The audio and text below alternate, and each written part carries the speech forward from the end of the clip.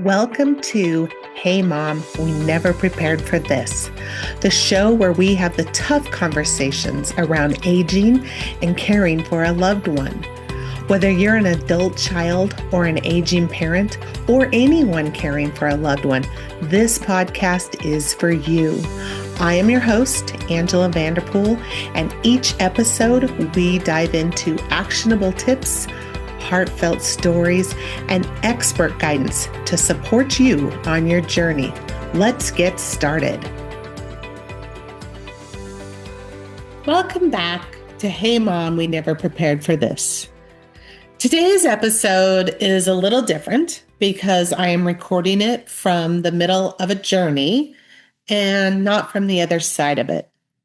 As many of you know, one of the reasons I started this podcast was because of my work in the senior living field. For more than 20 years, I've had the privilege of walking alongside families as they navigate aging, illness, caregiving, loss, and all the difficult decisions that come with those experiences. But another reason I started this podcast was much more personal. A few years ago, I walked through my dad's illness and eventual death. It was one of the hardest experiences of my life, and it changed me forever. It also showed me how unprepared most of us are for this chapter of life. Today, my family finds ourselves facing another difficult season. My mother-in-law, at 86 years old, has been diagnosed with stage 3 lung cancer. What's remarkable is that she is also a cancer survivor. 40 years ago, she battled both breast and lung cancer and won. She's always been a fighter. When she received this diagnosis, she chose to pursue chemotherapy.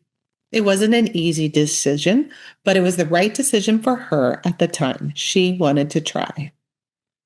The first few days after her treatment seemed encouraging, but over the last week, things have become much harder. She's sleeping most of the day, barely eating or drinking, and right now she can't safely be alone. My husband and I have been taking turns staying with her. And tomorrow, our family will gather via Zoom because we are all spread out. And together, we're going to begin discussing some of the more difficult questions. Things like, what happens next? Do we continue treatment? What if things don't improve? How do we balance hope with quality of life? How do we know what the right decision is? Those conversations are coming. But today, I want to talk about something else. I want to talk about staying present when everything feels uncertain. Over the last 48 hours, I've spent long, quiet stretches of time at my mother-in-law's home, doing things like laundry, cleaning the kitchen, pulling weeds. I've sat quietly next to her. And in those quiet moments, I found myself noticing things that are easy to miss when life is moving super fast.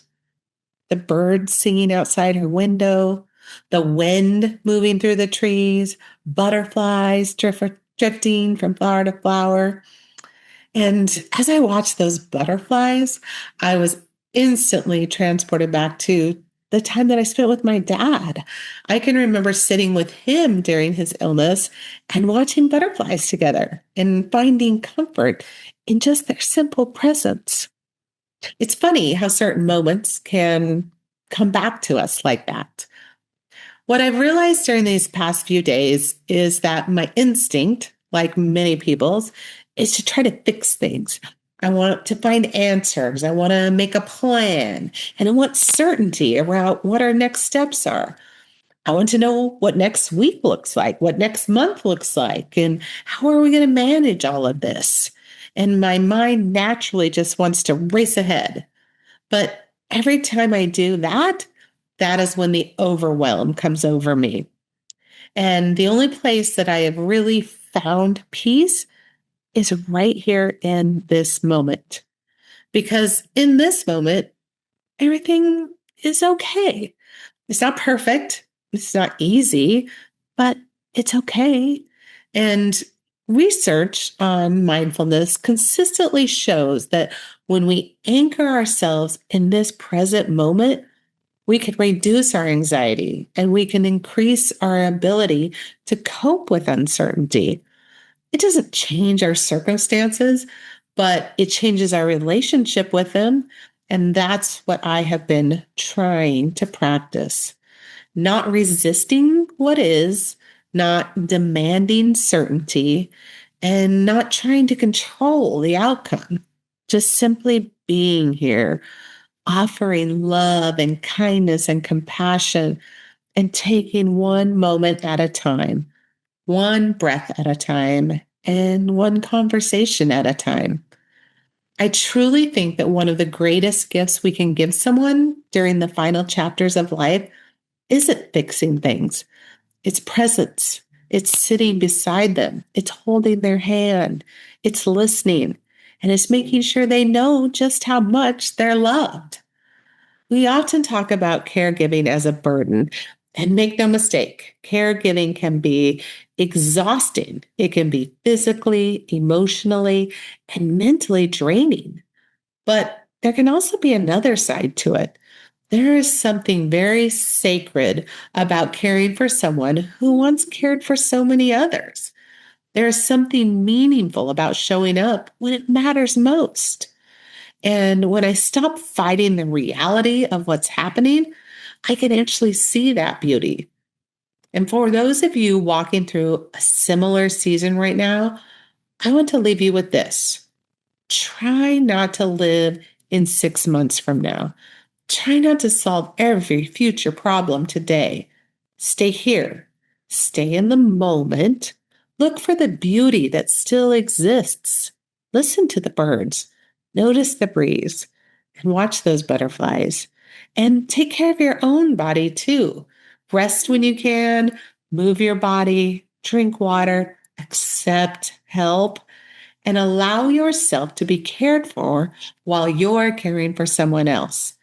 And perhaps most importantly, let go of the illusion that you can control the outcome.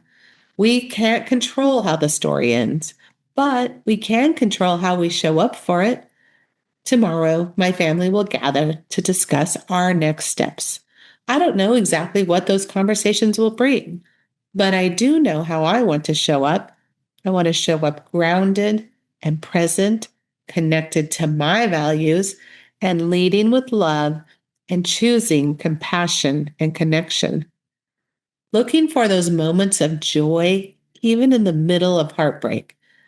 And as we continue down this road, I will share more of our journey with you.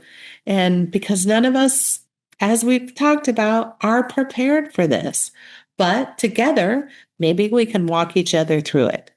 Thank you for listening, and I look forward to hearing and seeing you again on Hey Mom, We Never Prepared for This. Thanks for tuning in to Hey Mom, We Never Prepared for This. If you enjoyed today's episode, don't forget to subscribe and leave a review. It really helps us reach more adult children and their aging parents and loved ones. Special thanks to our sponsor, Dharma Healthcare Management, for supporting the show. Stay tuned for more honest conversations to help you find peace, clarity, and community with others who understand what you're going through. And we'll see you next time on Hey Mom, We Never Prepared for This.